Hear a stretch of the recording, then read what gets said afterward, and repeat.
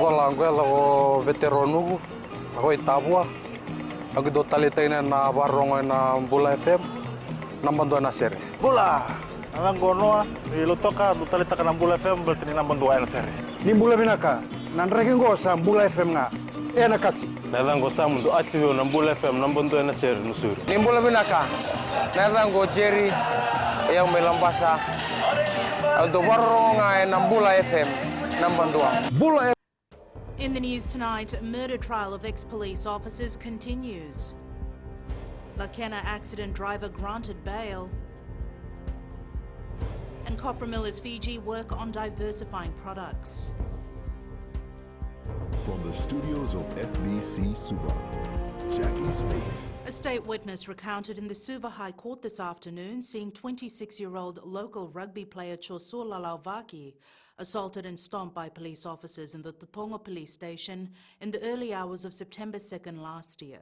The testimony came at the trial of two former police officers, Kelepi Kolini Sao and Selema Tikoenamburevere, both facing charges of murder rising from the incident. Pranita Prakash reports. It is alleged that the pair caused the eventual death of Lalauvaki because of the alleged assault in Suva on September 2nd last year.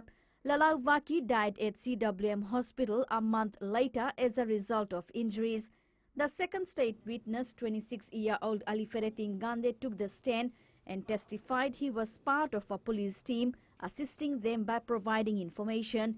He said that on 2nd September he was on patrol when he met Kolini Sau and Tiko Enamburevere, and they were called in to assist with a matter outside a nightclub on Carnarvon Street in Suva.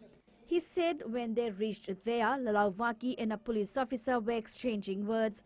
Gandhi said Lalauvaki, his girlfriend, and two other people were escorted to the Totonga police station in a police vehicle, but while in transit, Lalauvaki and one of his friends allegedly started attacking Kolonisau. Lalauvaki and his friend were then handcuffed. Gandhi said that at the police station, Tiko Enamburevere took Lalauvaki out of the vehicle while his friend was escorted to the charge room. He said while in the car park at the police station, Tiko Enamburevere and Lalauvaki were trading punches, and Kolonisau then allegedly kicked and stomped Lalauvaki while he was on the ground. Gandhi said he was 5 footsteps away where the alleged incident occurred and nothing obstructed his view during those exchanges. The trial will continue tomorrow morning. Pranita Prakash, FBC News. 46-year-old bus driver Shalen Jatan, who was involved in an accident in Lakena Nausori that claimed the lives of 2 students, has been granted bail by the Nausori Magistrates Court. Jatan has been in remand since his first appearance in a special sitting on Saturday. He faces 2 counts of dangerous driving occasioning death, 2 counts of dangerous driving causing grievous bodily harm, and 1 count of dangerous driving. He has been released on bail with 2 sureties in the sum of $1,000 and ordered to report to the Nausori police station once a week. The matter has been adjourned to October 29th.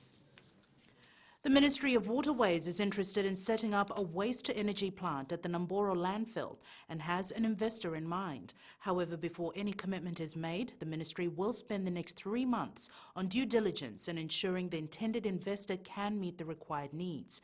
Edwin Nund reports. A memorandum of understanding has been signed to explore if large machines could turn waste into biofuel and electricity.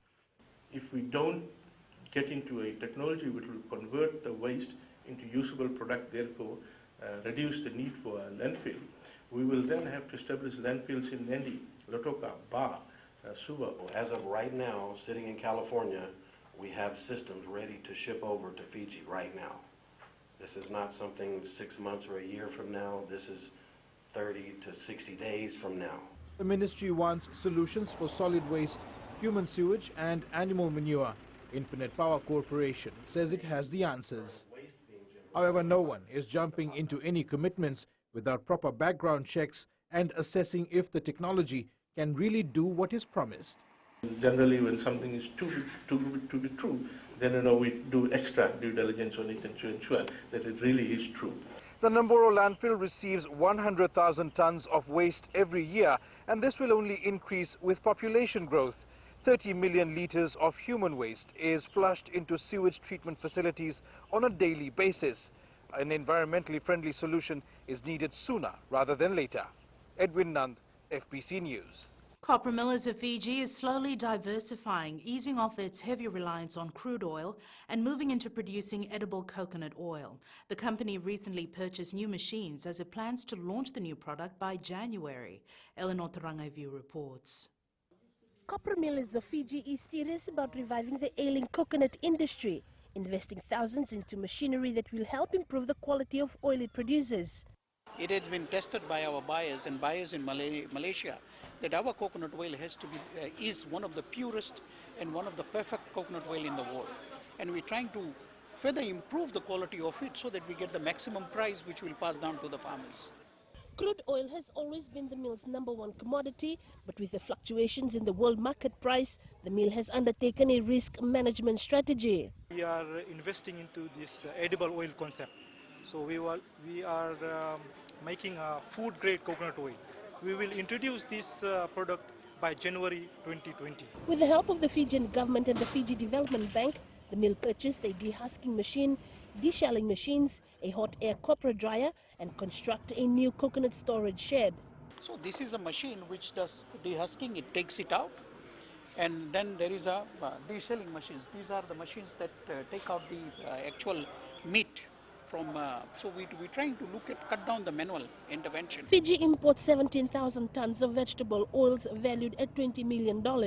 Government wants to reduce this by 5%. Our support for coconut industry has been there, is there, and will be there. We are supporting in terms of replanting. We're providing a major grant. This year we are looking at $450,000 under the Coconut Development Program for the establishment of 1,500 hectare of coconut plantation across the coconut growing areas in Fiji. The new machines and storage shed cost a total of $300,000. Eleanor Tarangaivu, FBC News. We must no longer treat natural disasters as a humanitarian issue, but as a development one, says Minister for Disaster Management, Chone Usumate. Usumate was speaking at the 3-day National Disaster Awareness Week in Waievo Taviuni this morning. Eleanor Tarangaivu reports. Opening the 3-day National Disaster Awareness Week celebration this morning, Minister for Disaster Management, Chone Usumate, says disaster risk reduction strategies must be mainstreamed into development plans and policies. We must integrate disaster risk reduction into investment decisions, as this is the most cost-effective way to reduce risk. We must no longer treat disasters as just a humanitarian issue, but also a development issue. According to the World Risk Report 2018, Fiji is ranked the 10th highest disaster-prone country in the world due to a very high degree of exposure and the lack of adaptive capacity, especially for our critical infrastructure. This should be a stark reminder of how we must build our critical infrastructures to last and be resilient to the impacts of natural hazards.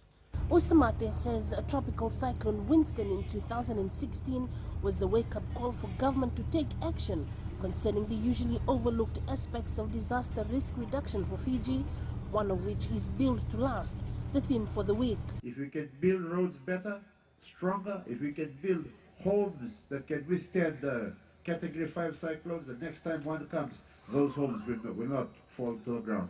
National Disaster Awareness Week is celebrated annually prior to the beginning of the cyclone season. Eleanor Tarangaivu, FBC News. Up ahead, new French ambassador supports Fiji's climate fight. And health checkups organized for market vendors. Details after the break.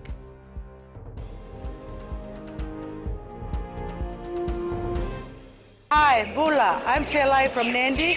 I love Gold FM, only the classic hits. Hi, my name is Sotiama here in Ba. We love listening to Gold FM, only the classic hits. Bula, I'm Miri. I'm from Lotoka and I love Gold FM because they play all my classic hits.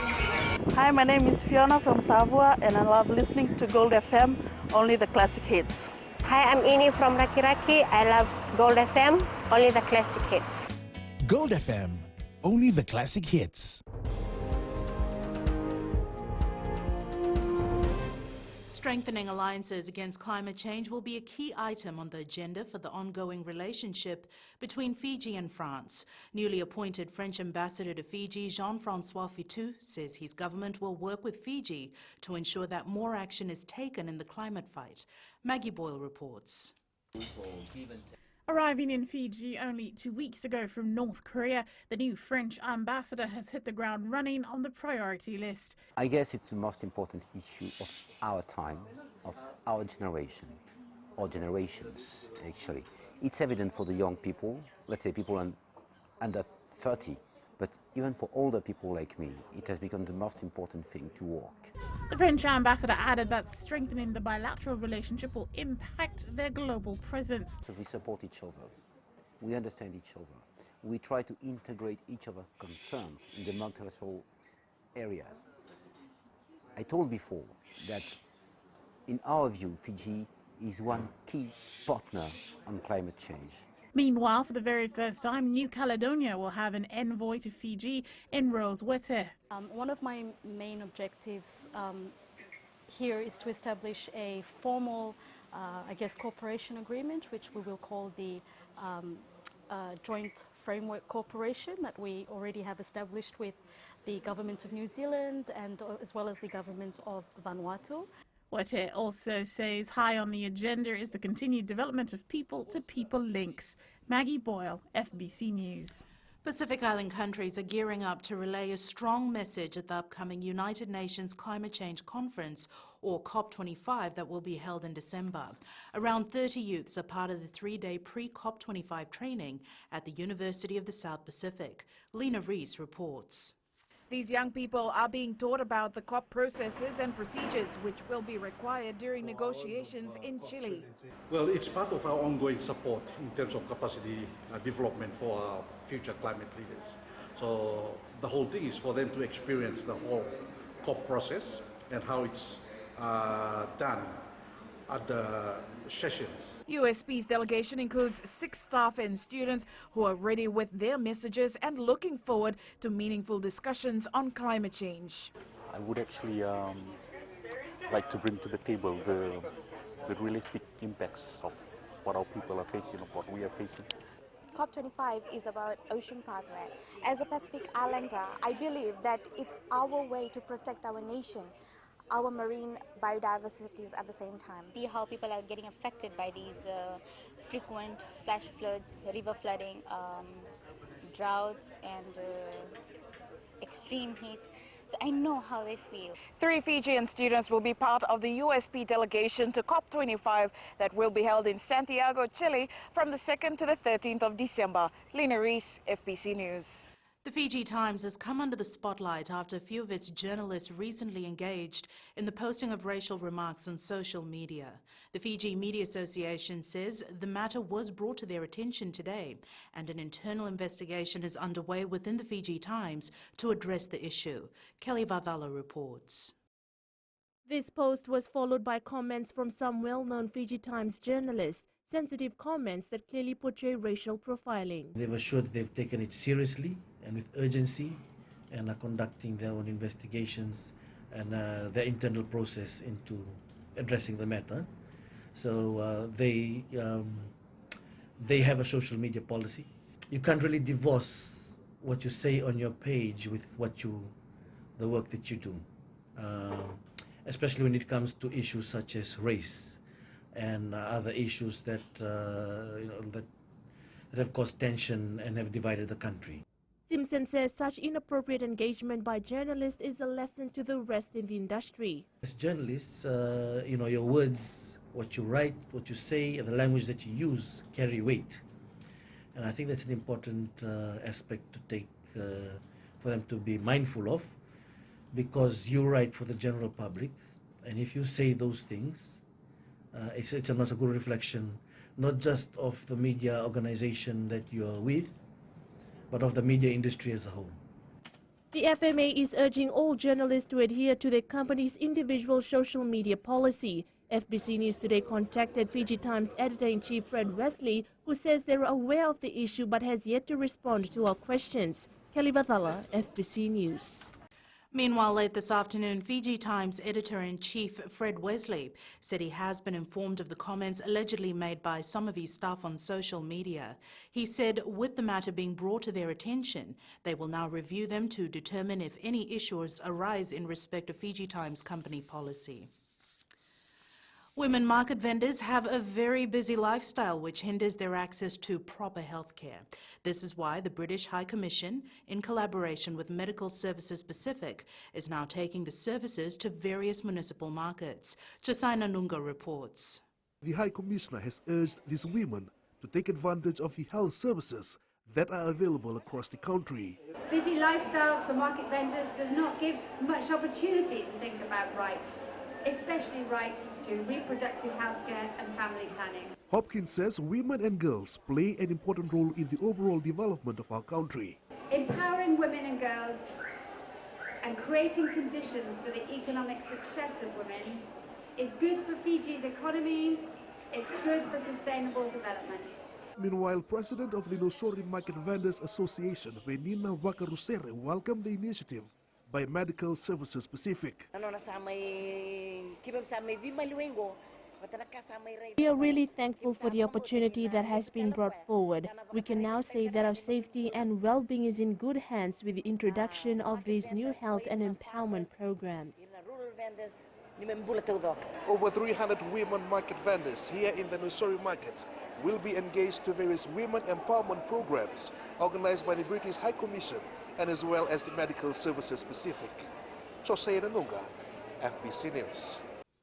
And Kelly joins us now with the latest in business. Thanks, Jackie. Coming up after the break. Consumers want to remain vigilant when shopping for Diwali. And in growing Fiji, new processing facility for savu-savu farmers. Stay with us.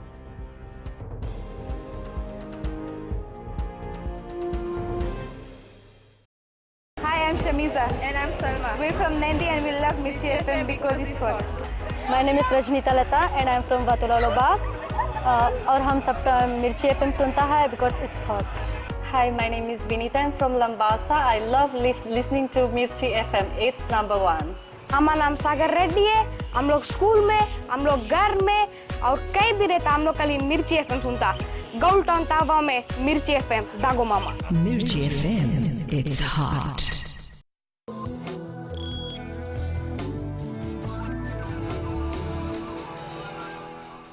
Leading business, Fijians are being warned to do their homework before heading out for Diwali shopping. Past trends show consumers often fall prey to misleading advertisements and fake discounts. Catherine Krishna has more. The people in the past have ended up buying expired food products and low-quality fruits and vegetables during festive season. The Diwali festive is approaching, there's a lot of hype about, the consumers will be bombarded with a lot of promotions and a lot of discounts.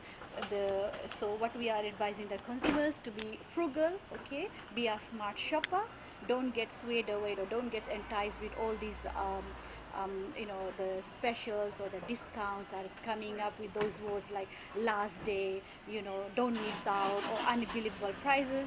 Sima Shandil says they are keeping a close tab on traders and also monitoring prices in the market.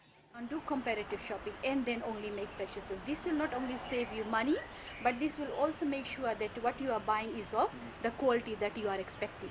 The Fijian Competition and Consumer Commission is also reminding consumers to not indulge in impulsive buying. There are certain goods that are associated with festivities, especially say Diwali. You've got things like condensed milk, semolina, things that you use to make sweets. When you're buying firecrackers, that these are not, they haven't been there for some time. They're not damp, they're good for use. The authorities have their officers out in the field to monitor the traders.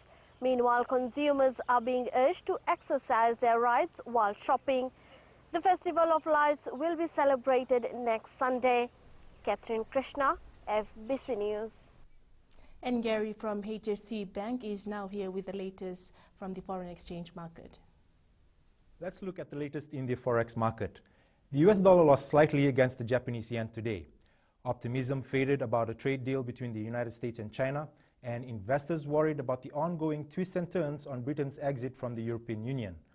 Although markets initially welcomed the Phase 1 trade deal between the United States and China, lack of details kept many investors cautious. Across the Atlantic, a deal to smooth Britain's departure from the European Union hung in the balance yesterday. This was after diplomats indicated the bloc wanted more concessions from Prime Minister Boris Johnson and said a full agreement was unlikely this week. Upcoming data releases include New Zealand's CPI for the third quarter and Great Britain's CPI for September.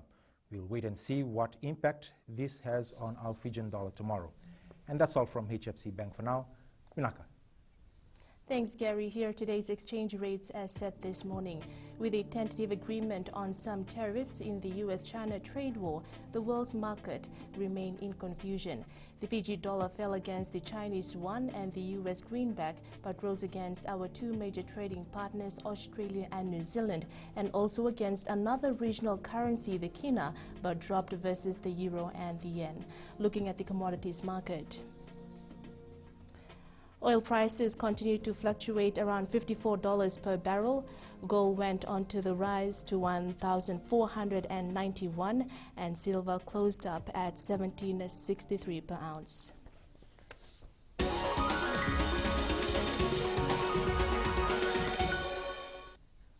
The agriculture sector and its contribution to the Fijian economy has been undervalued for a long time, says Minister Dr. Mahendra Reddy. Speaking at the opening of the new Agro-Marketing Authority processing facility in Savu-Savu, Dr. Reddy says currently Fiji is only achieving 20% of its potential and they want the sector to take its rightful place in the economy. Dr. Reddy says the agriculture sector has enormous prospects for Fiji's growth and development and can provide a stable source of income both locally and in terms of foreign exchange. If you look at last year's data, we had fresh produce export from Fiji of about $50 million. And our aim is to double that by middle of next year. And we want to take the fresh produce sector to about 200 million in about 3 years' time.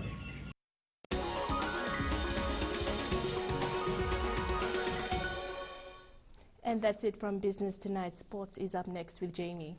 Thanks, Kelly, and good evening. Ahead in sports, McKee says he wants another crack at Rugby World Cup. And Kwajo Naliba set for rematch. This and more coming up.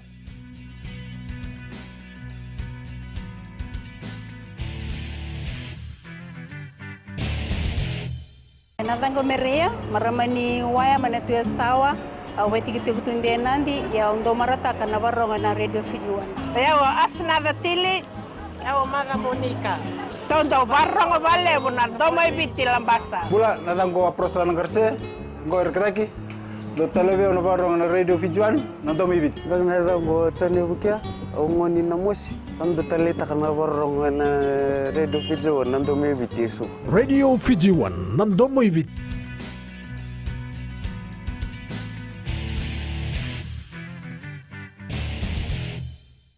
Despite a less than desirable outing at the Rugby World Cup, John McKee has indicated that he wants to stay on as Flying Fijians head coach and prepare the side for the upcoming Barbarians Test match next month and beyond. The side arrived back this morning after exiting the Rugby World Cup in Japan before the knockout stage, and McKee is confident of leading the Flying Fijians to the 2023 Rugby World Cup.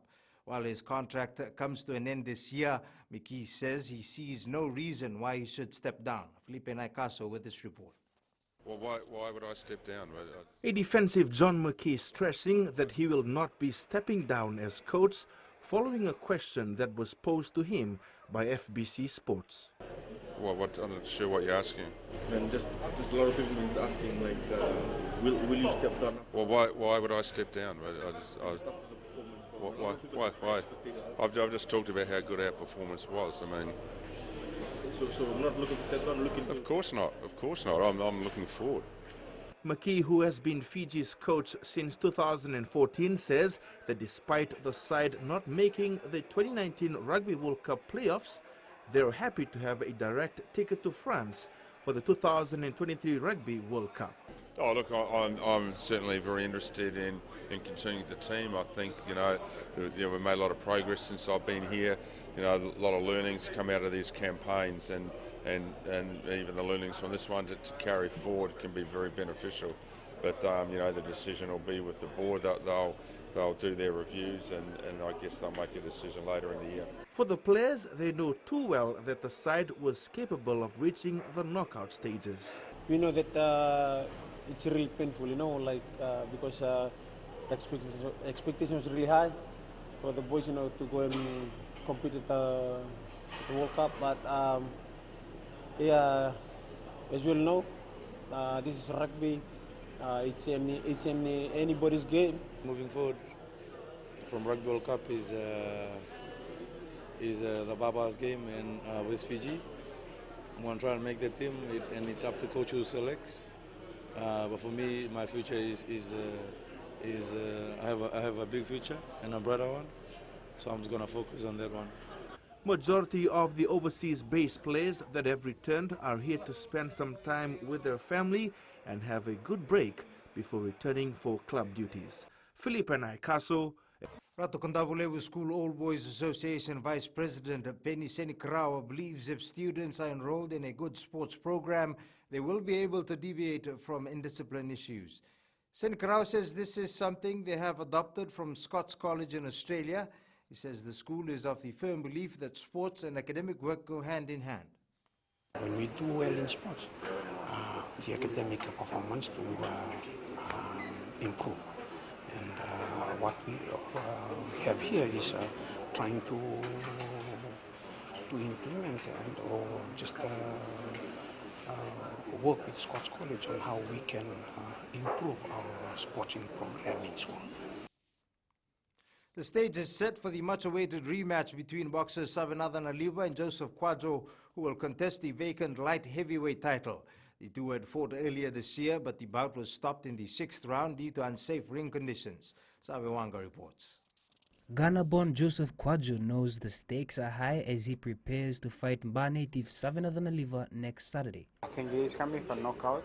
I'm also going for knockout, so I think this fight will be a good fight for people to watch, because what they saw last time, they say, oh, Joseph is this, Joseph is that, but I think I'm never finished yet. Kwajo says he is calm and mentally prepared to face Naliva. I take everything, any my fight, cool, relax, laughing, joking with my team, with the friends. So I think next week Saturday, people will see some more entertainment. South Pacific boxing promoter Freddie Chan assures that issues from the previous bout has been sorted and there will be no altercations during the event. Last time the excuse was the canvas was something wrong, but this time there is no excuse for any of the boxers. We respect both boxers, Joseph Kwajo and Savinathan Aliva, to come out firing in October 26th. There will be a total of 9 bouts. The main bout will be between Savinathan Aliva and Joseph Kwajo at Prince Charles Park in Nandi next Saturday. Savewanga, FBC Sports.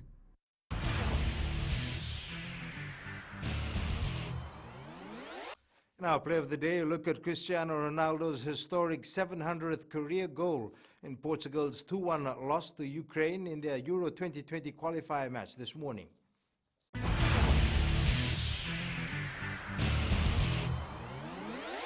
That's it from sports tonight. Angie joins you a little later on with weather and in new media right after the break. A few tips and tricks for using Instagram. That's coming up.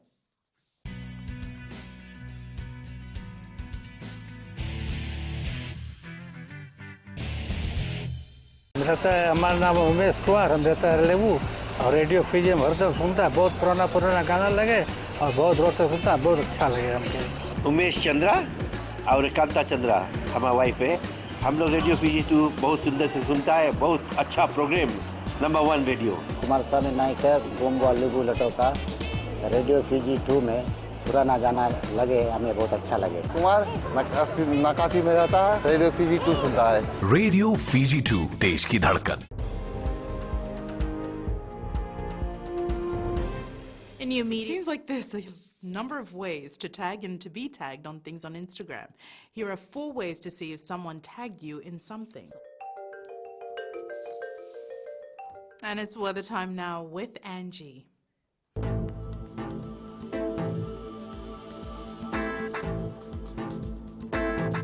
Hello there and welcome to the Weather World. What a day! It felt like 33 degrees outside, but in fact, the weather radars were in the 20s. It must be the effects of climate change. Anyway, hope your Tuesday went well and you were productive. Now to today's weather, a look in the west. The skies were seasoned with sunshine. It will be a cool night. Eastwards from Peck Harbor to Suva, a glorious one with cloudy skies. The night will see showers, so drivers drive safely. And up north, cloudy and little humid. There is a high chance for showers. At sea, southeast winds 15 to 20 knots, moderate to rough seas. For the tides, low tide at 1:50 tomorrow morning with low tide at 7:56 a.m. Sunrise will be at 5:37. For tomorrow, we have some showers starting off our Wednesday for the country. Tomorrow's temps, the western and the northern side will reach lower 30 degrees. And looking further on to Thursday, showers still to be in the picture, so carry your bright and mighty umbrellas while stepping out. And that's all the weather from the Weather World. Jackie. Thanks so much for that, Angie. In Fijian Pulse, we asked, should there be stricter monitoring of money lenders? I think they should be legalized because they're helping the poor people. In some of the banks, people can't afford to take the loans from the banks. Good idea, help people. I don't agree because some money lender, the interests are very high. It's not good you giving the loan. If you take the loan, they invited that you have to give another $5. It's not good. I think money lender should be monitored because of the interest. Yes, I think money lenders should be strictly monitored because sometimes they charge people more than they're charging more than the interest.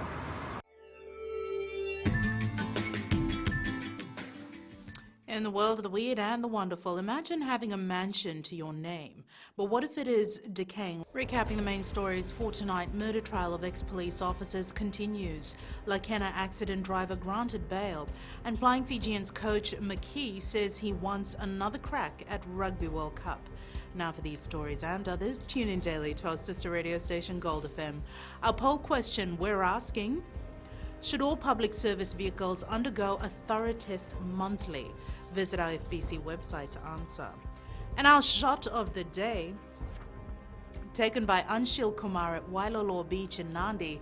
Don't forget, beautiful sunsets need cloudy skies.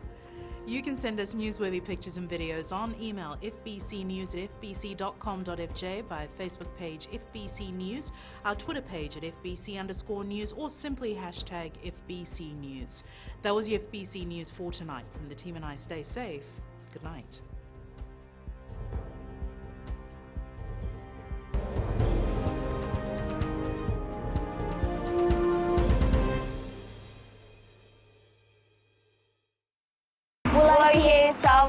We love Today FM. Today FM rocks. Bulaminaka, I'm Linda Fong. I started Suva. I love listening to Today FM because they play latest music and they rock. Hi, my name is Asnate. I'm from Ba. I love listening to Today FM. Today FM rocks. Bula, I'm Makereta from Nandi. We love listening to Today FM. Here in Nandi, it rocks. Hi, I'm Shania. I'm from Lotoka and I love Today FM and it rocks. Today's hit music on Today FM.